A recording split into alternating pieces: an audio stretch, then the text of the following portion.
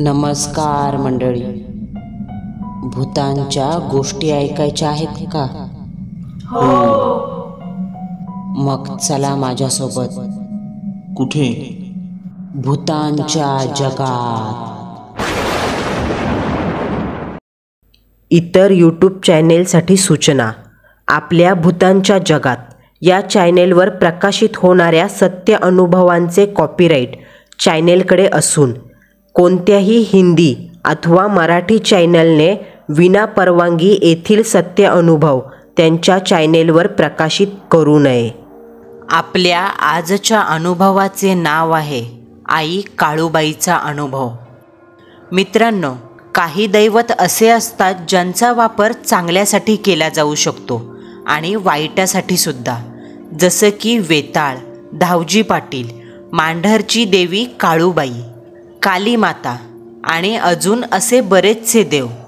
असं म्हटलं जातं का वेताळ, मांढरची काळूबाई, धावजी पाटील या देवांकरवे मांत्रिकाकडून करणी केली जाऊ शकते. वाईट आणि चांगलं दोन्ही कामे केली जाऊ शकतात. आपल्या कानावर कधीकधी ऐकूही येतं, अमक्याने काळूबाईची करणी केली आहे, तमक्याने याच्यावर चेडा सोडलाय. पण आजचा अनुभव जरा वेगळा आहे. काळूबाईच्या शक्तिस्तोत्रांनी घराच्या चारही बाजूंना लावलेल्या टोटक्याने कशा प्रकारे आत्म्यांची ओळख पटली आणि वेळीच उपचार करून घराचं कसं संरक्षण झालं हे आपण पाहणार आहोत. हा अनुभव मांढरची देवी काळूबाईच्या टोटक्याचा असून त्याआधी आपण आई काळूबाईची थोडी माहिती पाहूया. महाराष्ट्रातील सातारा जिल्ह्यातील वाई तालुक्यात येथे श्री काळेश्वरी म्हणजे काळूबाई ही देवी नवसाला पावणारी आहे. मंदार पर्वत वाईच्या उत्तरेकडे आहे. या पर्वताला मांढरगड असे म्हणतात, जेथे साताऱ्याहून वाई मार्गे तर पुण्याहून भोर मार्गे जाऊ शकतो. या गडावर देवीचं मंदिर कोणी आणि कधी बांधलं याची फारशी नोंद आढळून येत नाही. पण मंदिराच्या हेमाडपंथी शैलीतील बांधकामामुळे हे मंदिर प्राचीन आहे. मांढरच्या काळूबाईची मूर्ती स्वयंभू असून चतुर्भुजी आहे. देवी आईच्या उजव्या हातात त्रिशूळ आणि तलवार आहे. डाव्या हातात ढाल, दैत्याची मान धरली आहे. देवी उभी असून तिचे एक पाय दैत्याच्या छातीवर ठेवला आहे. मूर्तीला शेंदूर लावलेला आहे. देवीला तिच्या वार्षिक यात्रोत्सवाच्या दिवशी म्हणजे पौष महिन्याच्या पौर्णिमेला देवी आईच्या चेहऱ्यावर सोन्याचा किंवा चांदीचा मुखवटा बसवतात. देवीचे वाहन सिंह आहे. आता पाहूया ही आई काळूबाई इथे आली कशी. या संदर्भात अशी आख्यायिका आहे का सतयुगात मांडव्य ऋषी गडावर यज्ञ करत असताना त्यांना लाख्यासूर नावाचा दैत्य त्रास देत होता. यज्ञकर्मात सिद्धी मिळावी यासाठी मांडव्य ऋषींनी महादेवाला प्रसन्न करण्यासाठी तपश्चर्या केली. महादेवाने प्रसन्न होऊन पार्वतीची उपासना करायला सांगितलं. देवी पार्वतीने त्यांच्या तपश्चर्येला प्रसन्न होऊन दैत्यांचा संहार करण्यासाठी अवतार घेईन असे सांगितले आणि दैत्यांच्या वधासाठी देवी कैलासातून मांढरगडावर आली. लाख्यासुराला महादेवाचं वरदान मिळालं होतं का त्याचा वध दिवसात करणं शक्य नव्हतं.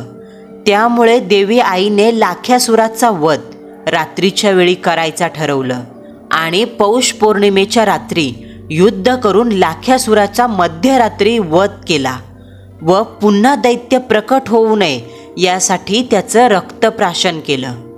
अशा प्रकारे देवी आईने काळूबाईचे रूप घेऊन दैत्य लाख्यासुराचा वध केला आणि नंतर मांढरगड चढून गेली आणि भाविकांसाठी तिथेच स्थानपन्न झाली. तर ही होती देवीबद्दल थोडक्यात माहिती. आता सुरू करूया अनुभव. सदरील अनुभव माझ्या मैत्रिणीने संजना विकास देवधर हिने सांगितला असून हा अनुभव तिला आणि तिच्या बहिणीला आला आहे. सदरील अनुभव महाराष्ट्रातल्या रायगड जिल्ह्यातील सावर या गावी 2000 साली आला आहे. संजना अरविंद कामठे आणि अंजू अरविंद कामठे या दोघी सख्या बहिणी. संजनाने नुकतंच आपलं कॉलेज पूर्ण केलं होतं. ती सध्या घरीच असायची. तर दुसरी अंजू ही 13वीमध्ये शिकत होती. सख्या बहिणी असल्या तरी त्यांचं बॉन्डिंग मात्र बहिणींसारखं नसून अगदी मैत्रिणींसारखं होतं. तर झालं असं, 2000 साली अंजूला तिच्या क्लासमधून दिवाळीच्या सुट्ट्या लागल्या आणि त्या सुट्ट्या आपल्या आईच्या म्हणजे रमा अरविंद कामठे यांच्या गावी सावर येथे एन्जॉय करायच्या असं त्या दोघींनी ठरवलं. तसा प्लॅन त्या दोघींनी आईवडिलांना सांगितला आणि त्यांच्याकडून परवानगी देखील घेतली. संजनाचे वडील अरविंदराव स्टेशन मास्तर होते म्हणून ते सध्या मुंबईत राहत होते आणि रमाबाईंचं माहेर मुंबईपासून 3 तासाच्या अंतरावर रायगड जिल्ह्यातील सावर या गावी होतं. सावर या गावी रमाबाईंचे वडील केशव लोभी हे आपल्या पत्नी आवराबाई लोभी यांच्या सोबत राहत असत. केशवराव हे 18 वर्षा अगोदर वायरमॅन पदावरून निवृत्त झालेले. रमाबाई सोडल्या तर त्यांना कोणतंही आपत्य नव्हतं. तर झालं असं, मुलींना मुंबईहून सावर या गावी सोडण्यासाठी अरविंदरावांनी आपल्या ओळखीतील एक टॅक्सी बुक केली आणि दुसऱ्या दिवशी दुपारी 12 वाजता त्यांचा प्रवास सुरू झाला. संजना, अंजू दोघींच्या प्रवासात चांगल्याच गप्पा रंगल्या. गप्पांनी 2.5-3 तासाचा प्रवास कधी संपला समजलंच नाही. इकडे सावर गावी त्यांच्या आजोबांनी 2 वर्षा अगोदर सावर गावातील जुनं घर सोडून गावातून जरा दूर आपल्या स्वहक्काच्या मालकी जागेत एक बंगला बांधला होता. बंगल्याच्या अवतीभोवती एकही घर नव्हतं. जी काही वस्ती होती ती बंगल्याच्या अवतीभोवती असलेल्या वेगवेगळ्या झाडांची, जाई, धोत्रा, निलगिरी आणि अजून अशी बरीचशी झाडं, ज्या झाडांची पानं गळून खाली जमिनीवर ढीग साचला होता. त्या साचलेल्या ढिगाकडे पाहून असं वाटायचं ती पानं नाहीत, जमिनीत गाडलेली प्रेतं आहेत आणि प्रेतांच्या अंगावर अंथरलेल्या मातीचा तो ढीग आहे. आजूबाजूला ओसाड पडलेल्या जमिनी होत्या. त्या जमिनीची माती पाणी शोषून घेतल्याने बुरशी लागल्याप्रमाणे पांढरी पडली होती. बंगल्यावर जायला जंगलाच्या झाडांमधून एक गाडी आरामात जाईल असा लाल तपकिरी मुरमाचा सरळ मार्गी रस्ता होता. गाडी त्याच रस्त्यावरून चालली होती. उजव्या खिडकीत अंजू तर डाव्या खिडकीत संजना बसली होती. जरा वेळाने गाडी थांबली. दोन्ही मुलींनी समोर पाहिलं. समोर 2 झापांचं 8 फूट उंचीचं लोखंडी गेट होतं. पोरी गाडीतून खाली उतरल्या आणि गेटच्या आत आल्या. गेटच्या एका बाजूला वॉचमन उभा होता तर जरा दूर त्यांचे आजी आजोबा उभे होते. मुली आपल्या आजी आजोबांच्या जवळ पोहोचल्या आणि कसे आहात तुम्ही असं विचारलं. आम्ही मस्त, तुमचीच वाट पाहतोय असं म्हणत थोडीशी औपचारिक हालखुशाली विचारली गेली आणि सगळेजण एकसाथ बंगल्यात निघून गेले. संजना सांगते की आम्ही आजोबांच्या बंगल्यावर सुखरूप पोहोचलो तेव्हा आईवडिलांना फोन करून कळवलं. आजीने आम्ही येणार आहे हे आधीच माहिती असल्याने मस्त मटण बनवलं होतं. आम्ही सर्वांनी मिळून 8 वाजता जेवण केलं आणि 9:30 वाजता आमच्या रूममध्ये झोपायला निघून गेलो. म्हणतात ना, वाईट घडायचं असेल तर त्या वाईट घडण्या अगोदरची वेळ फार चांगली जाते. तसंच काहीसं आमच्या सोबत घडू लागलं. बंगल्यात येऊन आम्हाला 4 दिवस उलटले. त्यातच आम्ही दिवाळीच्या सुट्ट्या एन्जॉय केल्या. नरक चतुर्थी, लक्ष्मीपूजन, पाडवा, भाऊबीज या 4 दिवसात आम्ही खूप फटाके फोडले. बंगल्याच्या 4ही बाजूंना दिवे लावले. सारा बंगला रोषणाईत झगमगून निघाला. आम्ही कधीच इतकी मजा केली नव्हती. पण 5व्या दिवशीच्या पहिल्या सकाळपासून आमचा भीतीचा आणि भयाचा काळ सुरू झाला. पहिली घटना घडली तो दिवस 31 ऑक्टोबर 2000. दुपारची 12ची वेळ असेल. वॉचमन काका गेटच्या बाजूला प्लॅस्टिकच्या खुर्चीत बसून होते. हॉलमध्ये आजोबा पेपर वाचत बसले होते आणि आजी किचनमध्ये जेवण बनवत होती. बंगल्याच्या पुढे अंगणात एक झोपाळा होता. त्याच झोपाळ्यावर संजू आणि अंजू दोघीही बसल्या होत्या. दोघींच्या अशाच काही बाई गप्पा सुरू होत्या. ताई, अजून 5 दिवस आहे सुट्टी संपायला. आपण थोडे दिवस राहू आणि 5व्या दिवशी जाऊ, असं अंजू म्हणाली. त्यावर संजनाने फक्त होकारार्थी मान हलवली. तोच हॉलमधून आजोबांनी दोघींना जेवायला चला अशी हाक मारली आणि त्या दोघीही एकसाथ झोपाळ्यावरून उठल्या. प्रथम संजना बंगल्याच्या 4-5 पायऱ्या चढून आत गेली. आता अंजूसुद्धा जायला निघाली. पहिल्या पायरीवर तिने उजवा पाय ठेवला. तेवढ्यात तिची नजर पायरीच्या डाव्या बाजूला असलेल्या एका मातीच्या गोल कुंडीवर पडली. त्या कुंडीत झेंडूचं झाड होतं, पण अंजूची नजर त्या झेंडूच्या झाडावर नाही, तर तिची नजर होती झेंडूच्या झाडाखाली लाल मातीत ठेवलेल्या विचित्र असमंजस वस्तूवर. त्या कुंडीत एक हिरवी काकडी ठेवली होती आणि त्या काकडीला छोटे छोटे 3 हिरव्या रंगाचे लिंबू टाचणीमार्फत सरळ एका रेषेत चिटकवून ठेवले होते आणि त्या लिंबांवर हळद, कुंकू, बुक्का, उडीद, तांदूळ, मोहरी, मीठ असं टाकलेलं दिसत होतं. जणू ते जे काही जादूटोण्याचं टोटक होतं त्याला उडीद, मीठ, तांदळाची आहुती दिली असावी. पण का, कशासाठी? या बंगल्याभोवती काही नकारात्मक होतं, ज्या शक्तीला बंधन म्हणून ते काळ्या जादूचं टोटक तिथं ठेवलं होतं. का त्या टोटक्याचा काही वाईट इरादा होता?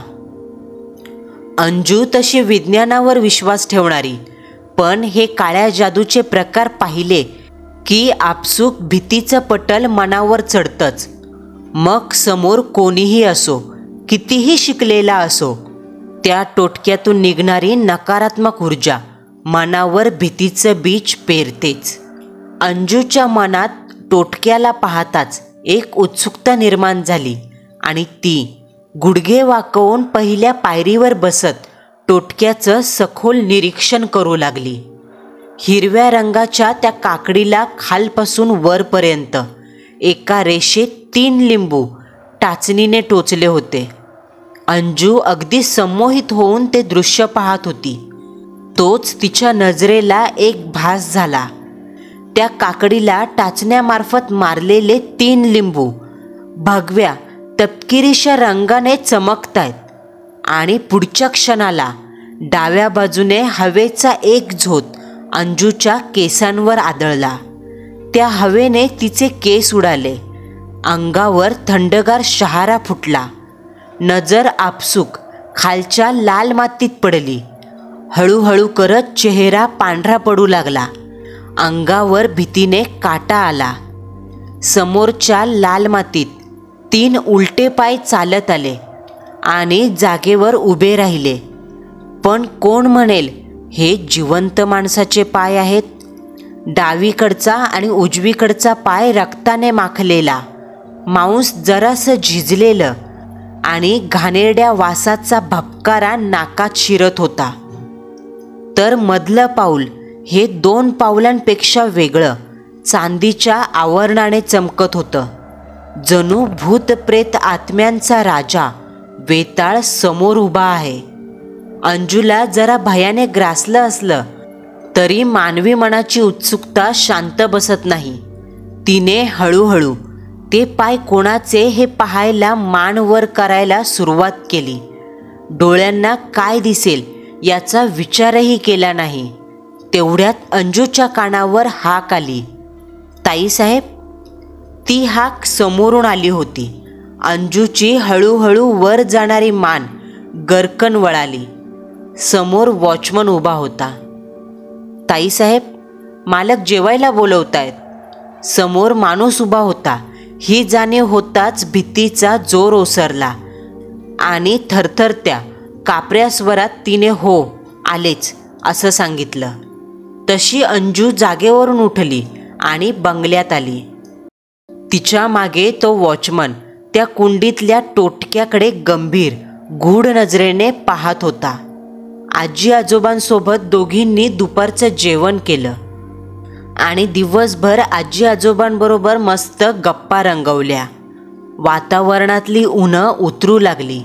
आकाशातला सूर्य मावळतीला झुकला आणि अंधाराने या बंगल्याला गिळायला सुरुवात केली. दिवाळीत संजना आणि अंजू या दोघींनी बंगल्याच्या बाजूला दिव्यांनी लखलखाट केला होता, म्हणून बंगल्याभोवताली प्रकाश असायचा. पण आता दिवाळी संपल्याने बंगल्याभोवती दिवे पेटले नव्हते. म्हणूनच बंगल्याच्या अवतीभोवती झाडांच्या खोडाला चिटकलेला अंधार आता बंगल्याचं कंपाऊंड ओलांडून बंगल्याच्या आवारात आलं होतं.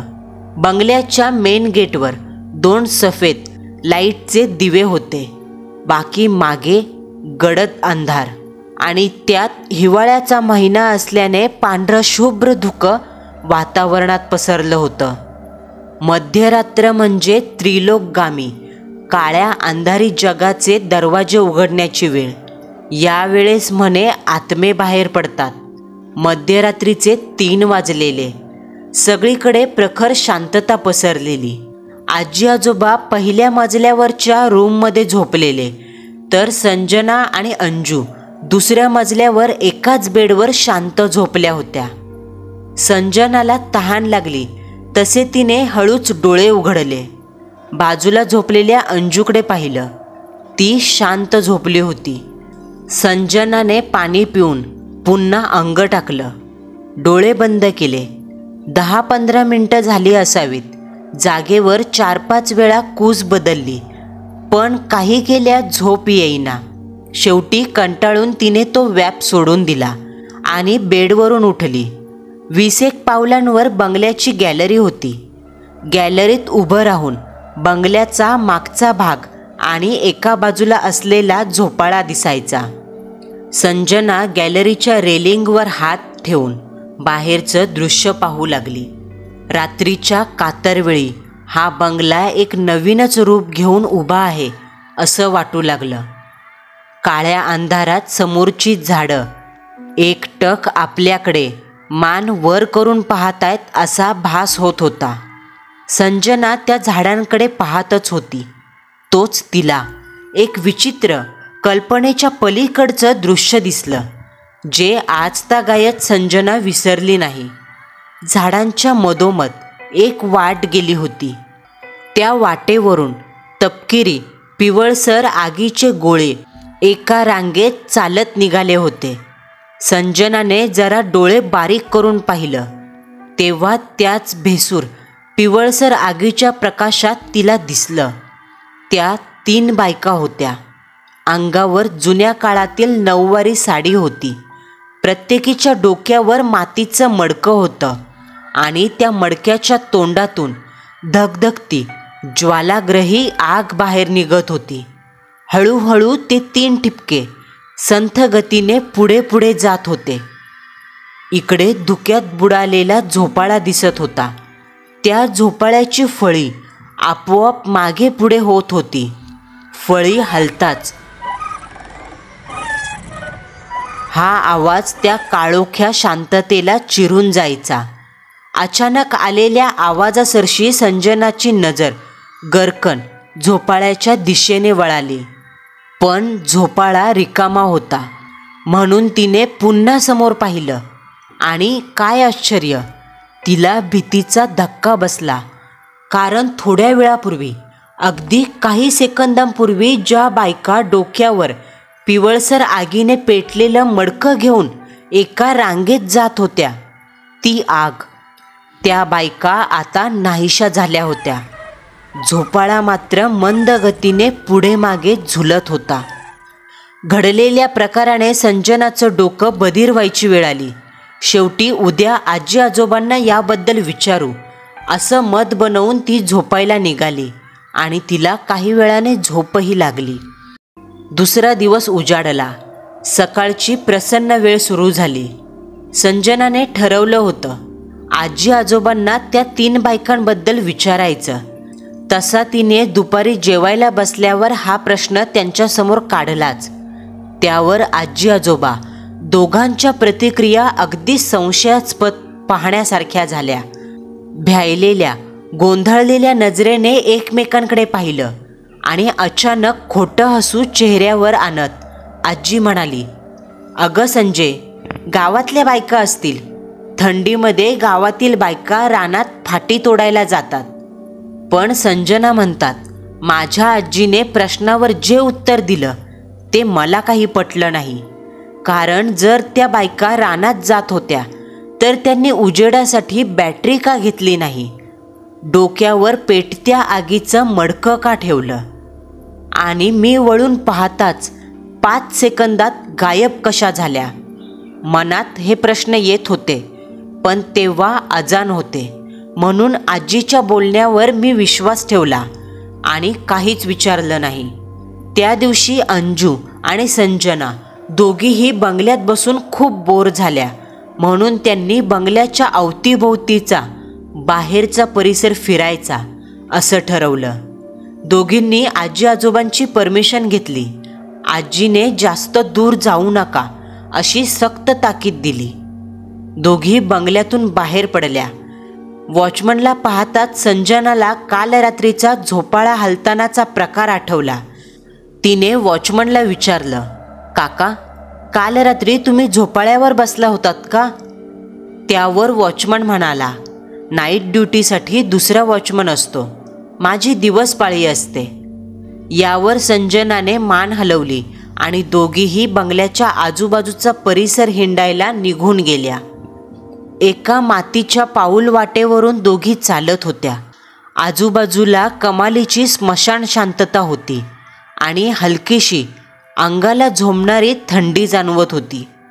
गप्पा मारता मारता संजना याच वाटेचं निरीक्षण करत होती. कारण काल मध्यरात्रीच्या सुमारास याच जमिनीवरून त्या 3 बायका चालत गेल्या होत्या. आजीच्या सांगण्यानुसार बायका फाटी तोडायला आलेल्या. पण आश्चर्यकारक गोष्ट अशी का इथं कोणत्याही झाडाचं खोड तोडल्याचं चिन्ह नव्हतं. मग आजीने असं खोटं का सांगितलं?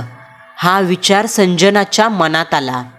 असंच चालता चालता अंजूला डाव्या हाताला रस्त्यापासून जेमतेम 40 मीटर दूर एक संपूर्ण लाल मातीचं शेत दिसलं. ज्या शेतात एक जांभळीचं झाड होतं. त्या झाडाजवळून पांढरं धुकं मंद गतीने सरकत होतं. हळूच ते धुकं त्या खोडापासून दूर निघून गेलं आणि त्या झाडाच्या फांदीला एक फास घेतलेला मृतदेह हवेत लटकताना अंजूला दिसला. ते दृश्य पाहताच अंजूच्या काळजात भीतीचं वारं शिरलं. डोळे घुबडागत वटारले गेले. ती जवळजवळ ओरडलीच. संजनाने विचारलं, "काय झालं?" "त्या झाडावर बघ," असं म्हणत अंजूने डावा हात शेतात असलेल्या झाडाच्या दिशेने वर केला आणि स्वतःही डोळे उघडून पुन्हा पाहिलं. डोळ्यांचा भास का मनाचा भास? काही वेळापूर्वीच त्या झाडाला प्रेत फाशी दिलेल्या अवस्थेत दोरीला झुलत लटकत होतं. ते आता नाहीसं झालं होतं. झाडाची फांदी रिकामी होती. "काय ग, काय झालं?" संजनाने अंजूला विचारलं. अंजूने तिथे जे काही पाहिलं ते सांगितलं. पण आता झाड तर रिकामं होतं, ज्यावरून संजनाने तुला भास झाला असेल अशी समजूत काढली. दुपारचे 5 वाजत आले. त्यात जंगलात आधीच प्रकाश कमी होता. म्हणून संजना आणि अंजू दोघी लागलीच बंगल्यावर परत आल्या. पण संजना सांगतात, "गेल्या 2 दिवसात आम्हाला खूप सारे विचित्र, अविश्वसनीय भास झाले. कशावर विश्वास ठेवावा आणि कशावर नाही काहीच कळत नव्हतं. मला दिसलेल्या त्या जळतं मडकं डोक्यावर घेऊन जाणाऱ्या 3 बायकासुद्धा अशाच गायब झाल्या होत्या. आणि अंजूला दिसलेला तो फासावर लटकलेला माणूस, तो सुद्धा भासच होता." आम्ही अजून 2 दिवस त्या बंगल्यावर राहिलो, पण या 2 दिवसात सुद्धा आम्हाला काही ना काही अतर्कणीय, असमंजस प्रकार अनुभवायला मिळाले. एकदा तर नाईट ड्युटीवरचा वॉचमन आला, तेव्हा मी त्याला रात्रीच्या हलत्या झोपाळ्याबद्दल विचारलं. तेव्हा त्याने जरा भीतच, काही नाही, हवेने हल्ला असेल असं सांगितलं. पण त्याच्या चेहऱ्यावरची भीती स्पष्ट सांगत होती, तो काहीतरी लपवतोय. दुसऱ्या दिवशी नाईट ड्युटीवरच्या वॉचमनने सुट्टी घेतली आणि त्याच रात्री अंजूला साधारण 4 वाजता झोपेतून जाग आली. ती पुन्हा झोपण्याचा प्रयत्न करू लागली, पण झोप लागत नव्हती. म्हणून ती गॅलरीत आली. बाहेर गडद पांढरं धुकं पसरलं होतं. गारठा मांसातून हाडात घुसत होता आणि त्या शांततेत अचानक झोपाळ्याचा आवाज येऊ लागला. अंजूने झोपाळ्याच्या दिशेने पाहिलं. झोपाळ्यावर एक सफेद रंगाचा हाफ शर्ट आणि खाली हाफ पॅन्ट घातलेला मुलगा झोके घेतोय असं दिसलं. वयाने जेमतेम 10-11 वर्षाचा असेल, पण सर्व शरीर पीठ चोळल्यासारखं पांढरं दिसत होतं. बाहेर कडाक्याची थंडी पडली होती आणि त्या थंडीतही तो झोपाळ्यावर बसला होता. अंजूने त्याला हाक दिली तसा तो झोपाळ्यावरून उठला आणि बंगल्याच्या उघड्या गेटच्या दिशेने जात बाहेर निघून गेला. सकाळी पाहते कोण होता तो, या विचाराने अंजू झोपायला आली आणि तिला गाढ झोप लागली. पण त्या झोपेत तिला एक गूढ असमंजस स्वप्न पडलं. बंगल्याच्या 4ही बाजूंना गडद धुकं पसरलंय. झोपाळ्यावर तोच मगाचा मुलगा बसलाय, पण त्याचा अवतार, त्याचं रूप पाहून आता कोणीही म्हणेल हे पिशाच्च आहे. अंगावरची कातडी चंदन फासल्यासारखी गडद पिवळी पडली होती आणि त्या मुलाच्या बाजूला एक स्त्री बसलेली. अंगावर लाल साडी, व्ही आकाराचा चेहरा. तो चेहरा आगीने भाजलेला, करपलेला होता. डोळ्यांची बुबळं काजवे अडकल्यासारखी पिवळ्या रंगाने चकाकत होती.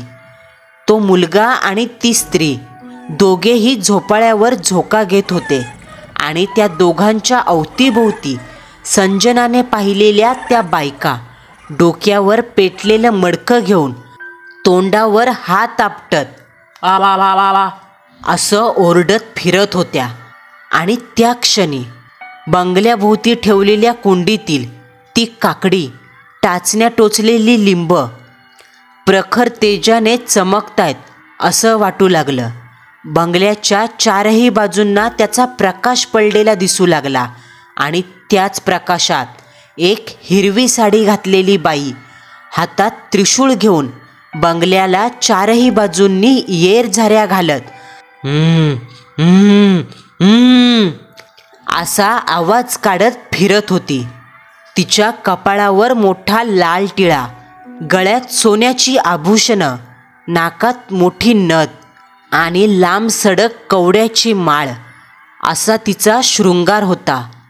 ती बाई जशी बंगल्याला फेऱ्या मारायला लागली तसे झोपाळ्यावर बसलेले ते ध्यान आणि पेटतं मडकं डोक्यावर घेऊन गोल गोल फेऱ्या मारणाऱ्या बायका एड्या गबाळ्या भित्रट माणसांसारख्या ओरडत विवळत शिव्या शाप देऊ लागल्या. गेटमधून बाहेर पळू लागल्या आणि त्यांना असं वेड्यासारखं पळताना पाहून ती कपाळावर ठसठशीत कुंकू, हातात त्रिशूळ घेऊन हिरवी साडी घातलेली बाई मनसोक्त हसताना दिसत होती. दुसऱ्या दिवशी सकाळ होताच अंजूने तिला पडलेलं हे स्वप्न मला व आजी आजोबांना सांगितलं, ज्यावर आजीने काही नाही, पडतात सकाळ सकाळ अशी स्वप्न असं म्हणून विषय सोडून दिला. शेवटी अंजूच्या सुट्ट्या संपल्या आणि आमचा जायचा दिवस उजाडला. जाताना अंजूने न राहून आजी आजोबांना त्या कुंडीतल्या काकडीला टोचलेल्या लिंबू, तांदूळ, हळद कुंकू याबद्दल विचारलं. त्यावर पुन्हा एकदा आजी आजोबांच्या चेहऱ्यावर तसेच अस्वस्थ, गोंधळ उडाल्यासारखे काहीतरी लपवत असल्याचे भाव पसरले. आजीने सावरत सांगितलं, ती काकडी, लिंब, कुंडीतील झाडं खराब व्हायला नको, त्याला भरभरून फुलं यायला हवी म्हणून ठेवलीत. खरं तर आजीचं हे उत्तर आम्हाला पटलं नाही, पण आम्ही गप्प बसून घेतलं. मंडळींनो, अनुभव इतक्यात संपला नाही. आजी आजोबांचा निरोप घेऊन आम्ही मुंबई शहरातल्या राहत्या घरी आलो आणि पुढे जाऊन ही घटना विसरून गेलो. अशात साधारण 2-2.5 वर्षानंतर आजी आजोबा आमच्याकडे राहायला आले आणि तेव्हा आम्हाला आता अजून जास्त समज आली. हे लक्षात आल्यानंतर आजीने काळजाचा ठाव घेणारी माहिती सांगितली. आम्हाला गावी असताना दिसलेल्या त्या 3 स्त्रिया म्हणजे जखिनी होत्या, ज्या काही विशिष्ट वेळेला त्यांच्या कुलाचा फेरा निघतो. तोच फेरा संजनाने मध्यरात्री पाहिला होता. आणि अंजूला दिसलेलं ते लाल शेतातील झाड, ज्यावर 5 वर्षा अगोदर एका माणसाने फास लावून आत्महत्या केली होती. तेव्हापासून तिथे येणाऱ्या जाणाऱ्या माणसांना तो दिसतो.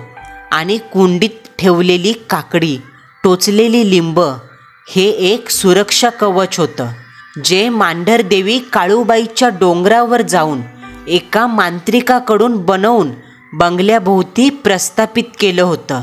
आणि अंजूला पाळण्यात दिसलेली ती 2 माणसं हे आत्मे होते, जे याआधी आजी आजोबांना सुद्धा दिसले होते. आणि बंगला बांधल्यानंतर असेच भास आजी आजोबांना सुद्धा सारखे व्हायचे. घरात काही ना काही अनिष्ट घडायचं. दाण्याला दाना लागेना, पैसा पुरेना, आजारपण सुरू झालं. म्हणून मग आजी आजोबा त्यांचा सगळ्यात जास्त विश्वास जिच्यावर होता तिच्या दारात गेले, म्हणजे मांढरची देवी काळूबाई.